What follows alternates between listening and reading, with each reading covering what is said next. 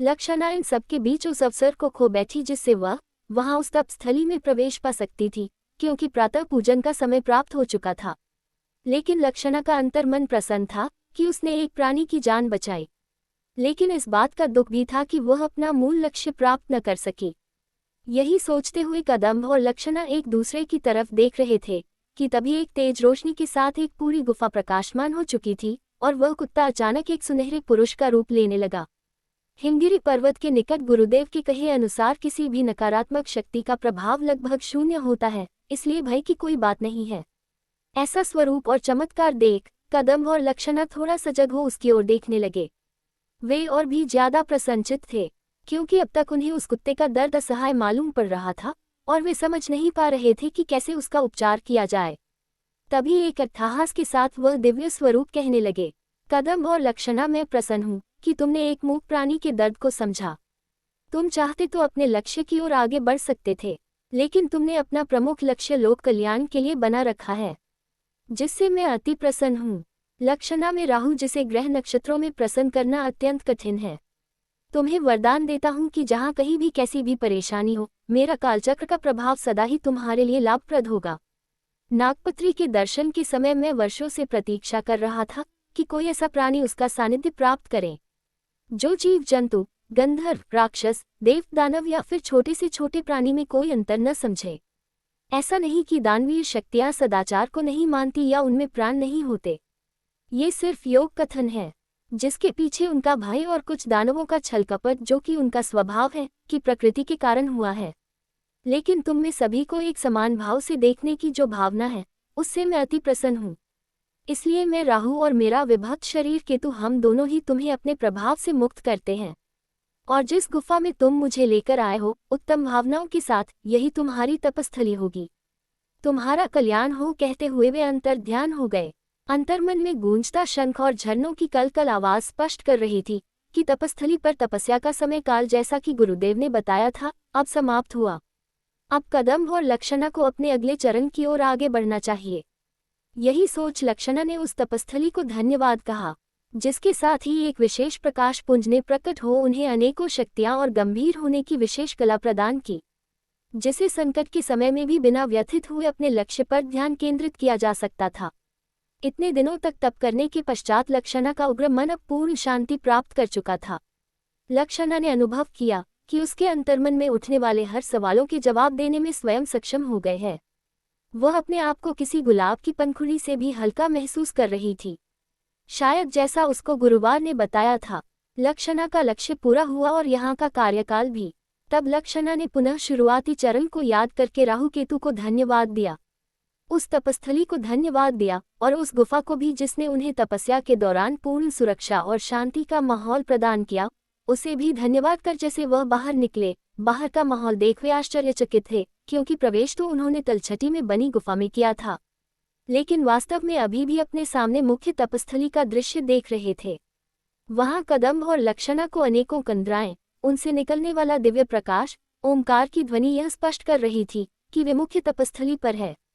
कुछ ऋषियों ने वहां बहने वाले झरनों के जल को ही आधार बना, तो कुछ ने वायु को आधार बना तप करना शायद उचित समझा था। यहाँ विश्व के उत्तम चमत्कार देखे जा सकते थे, जिसकी कल्पना शायद सोच से भी परे थी, क्योंकि सब कुछ यहाँ शांत सा था। एक तिनके का भी गिरने का शोर इस जगह पर नहीं था। अगर सुनाई देता तो सिर्फ ओम की ध्वनि। इतनी ऊंचाइयों से गिरता जल भी अपने कल की आवाज को जैसे अपने भीतर ही समेट लेता था। जो भी हो, उस वातावरण का वर्णन करना किसी भी लेखनी में संभव नहीं है। आखिरकार वह समय आ ही गया जिसका इंतजार सभी बेसब्री से कर रहे थे, क्योंकि अब उसे शब्द दिवसीय यात्रा के आरंभ होने का समय आ गया था, जिनसे होकर नागपत्री तक पहुंचने का रास्ता मिलता है। इस समय संभव है कि साधक उन प्रमुख द्वारों को पार कर जा पहुंचे नागपत्री के समीप, जिसके दर्शन मात्र से ही असंख्य समस्याओं का समाधान होता है।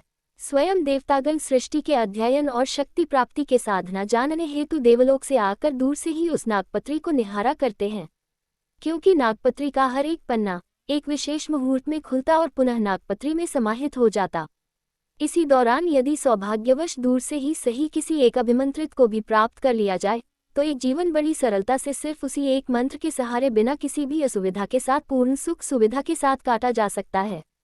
उस एक मंत्र का जाप जीवन में एक बार ही पर्याप्त होता है, तब तो उसका निरंतर जाप करने वाला ना जाने किस अलौकिक शक्ति का स्वामी हो सकता है। यह विचार की बात है, लेकिन ये सब कुछ जानते हुए कि नागपत्री की रचना सर्वसंपन्न देवताओं के लिए नहीं, अपितु ब्रह्मा द्वारा रचित उस सृष्टि के लिए की गई थी, जहाँ शक्ति की लालसा ये सभी प्राणी निरंतर प्रत्यनशील रहते हैं और जो वाकई महत्व समझते हैं देवी शक्तियों का, लेकिन उसमें भी दो सर्वश्रेष्ठ योनियों के गुणों का समावेश होना आवश्यक है।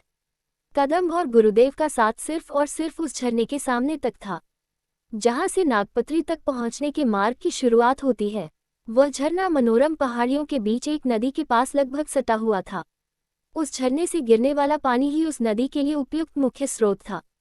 झरने को देखकर कोई भी अनुमान नहीं लगा सकता था कि इसके भीतर कोई मार्ग होगा, लेकिन ये सत्य है कि उस नदी और झरने में ही वह मार्ग छिपा था जो उसे स्थान तक जाता है जहाँ से सफर शुरू होगा। कदम, गुरुदेव और स्वयं चित्रसेन जी उस स्थान तक पहुंचे और अनेकों समझाई से उन्होंने लक्षणा को दी। लक्षणा ने ध्यानपूर्वक उन तीनों की बातों को सुना। अब बात द्वारा में प्रवेश करने की थी, लेकिन प्रवेश द्वार दिखाई तब देता जब झरना उन्हें आगे बढ़ने की अनुमति देता। शुभ मुहूर्त मात्र एक घड़ी का था और इस दौरान यदि प्रवेश न किया जाए तो असंभव था कि अगले कालांतर तक पूर्व ही ऐसा योग बने। लक्षणा ने आगे बढ़कर स्तुति विचार सब कुछ किया, लेकिन झरने ने अपने स्थान से एक बूंद भी जगह न छोड़ी। तब गुरुदेव ने कहा, लक्षणा, तुम्हारी परीक्षा की शुरुआत यहाँ से ही होती है। क्यों तुम्हें कोई उपाय नहीं सूझता? क्या तुम्हारे संस्कारों में कोई ऐसी बात निहित नहीं है जो तुम्हें कोई इशारा प्रदान करती है? यदि है तो शुरुआत करो, क्योंकि अगले कुछ ही क्षणों में इस द्वार के खुलने की संभावना अगले कई कालों तक समाप्त हो जाएगी। लक्षणा, मैं, कदम या चित्रसेन, हम तीनों तुम्हारी कोई सहायता नहीं कर सकते, क्योंकि तुमने अब उस झरने की पवित्र बूंद को स्पर्श कर लिया है। अब इसके पश्चात कोई भी बाहरी शक्ति या कोई अन्य ना तो तुम्हारी सहायता कर सकता है और न ही कोई सलाह दे सकता है। अपने आसपास देखो, अवश्य तुम्हें कुछ नजर आता होगा। यदि तुमने गौर से कुछ देखा होगा तो उस पर अमल करो, क्योंकि यदि तुम अब चाहो भी तब भी लौटकर खाली हाथ नहीं लौट सकते। लक्षणा, तुम्हें या तो अपनी शक्तियां इसी कुंड में वापस त्याग कर आना होगा या फिर आगे बढ़ जाना होगा। विचार करो लक्षणा, मैं तुम्हारा प्रथम गुरु तुम्हारे प्रथम चरण के लिए तुम्हें आशीर्वाद देता हूँ। अचानक लक्षणा के दिमाग में प्रथम गुरु का शब्द गूंजा और उसने अपने आसपास ध्यानपूर्वक देखकर यह सोचने लगी कि संसार के प्रथम गुरु शिव एवं प्रथम पूज्य श्री गणेश जी हैं। अवश्य ही गुरुवर का संकेत उन दोनों में से किसी एक का है। लक्षणा ने तभी देखा झरने के पास दाएं और एक शिवलिंग के साथ एक गणेश जी की प्रतिमा है, जहां श्री गणेश पूजन की मुद्रा में है, लेकिन उनका कमंडल इस समय खाली है, जो उन्होंने शिवलिंग के ऊपर इस तरह पकड़ा हुआ है जैसे वह शिव पूजन को तत्पर हो। अचानक किसी कारण उनके कमंडल का जल समाप्त हो गया। इतनी बड़ी नदी कलकल करती एवं इतनी ऊंचाई से गिरने वाला झरना, दोनों से ही एक बूंद भी जल राशि ना तो श्री गणेश की प्रतिमा को छूती और ना ही उस शिवलिंग को छू भी पाती। तब लक्षणा ने गुरुदेव को प्रणाम किया। कदम और चित्रसेन को धीमी मुस्कान के साथ प्रणाम की मुद्रा में विदाई दी, क्योंकि वह जानती थी कि इसके आगे का सफर उसे पूर्ण शक्ति के साथ लौटाएगा या फिर वापस आने का मौका ही ना मिले। लक्षणा मन में पूर्ण विश्वास के साथ आगे बढ़ी। दोनों हाथ की अंजलि में उसने जल लिया और श्री गणेश जी के कमंडल में डालने लगी। उन्हें प्रणाम कर जैसे ही वह जल उस कमंडल में पहुंचा, वह दोगुनी तिगुनी मात्रा में परिवर्तित हो शिवलिंग पर गिरने लगा। देखते ही देखते उस झरने के मध्य एक रास्ता बन गया। तब लक्षणा ने भगवान शिव, श्री गणेश और नागमाता का ध्यान कर अपना पहला कदम आगे बढ़ाया, और जैसे ही वह आगे बढ़ी, एक विशाल जंगल और पगडंडीनुमा रास्ता उसके बीचों बीच नजर आने लगा। लेकिन इससे भी ज्यादा आश्चर्य की बात लक्षणा के लिए तब थी जब उसने एक जैसी ही स्थिति लगातार 7 रूपों में देखी। बिल्कुल आईने की तरह यही जंगल, यही पगडंडी भरा रास्ता और यहाँ तक कि बिल्कुल ठीक उसी तरह 7 अलग अलग लक्षणा उसे नजर आने लगी, शायद जिसे देख एक समय के लिए कोई भी परेशान हो उठे। लक्षणा को थोड़े समय तो ऐसा लगा जैसे कोई ब्रह्मजाल उसके लिए बुना गया हो, लेकिन उसी पल लक्षणा ने देखा कि उन 7 कन्याओं ने एक दूसरे की ओर देख एक जैसी प्रतिक्रिया दी।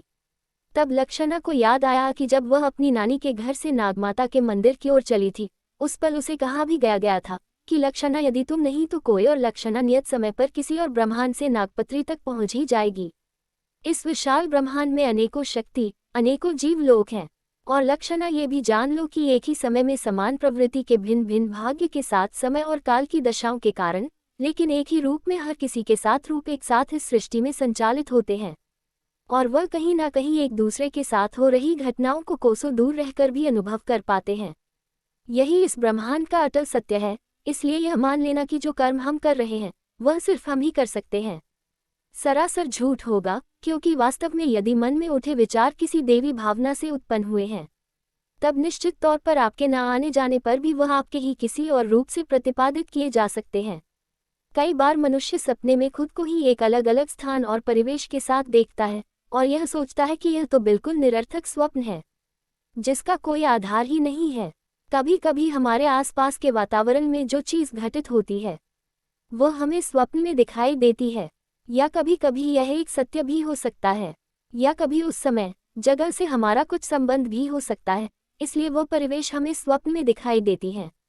लक्षणा ये भी सोच रही थी कि वास्तव में ये सोचना भी बिल्कुल मिथ्या होगा कि जो स्वप्न हम देखते हैं वह झूठ होते हैं, क्योंकि वह वास्तव में ही हमारे ही प्रतिरूप के द्वारा किया गया व्यवहार और उसके निवास स्थान या परिवेश का स्वप्न था, जो किसी आईने की तरह हमें नजर आता है।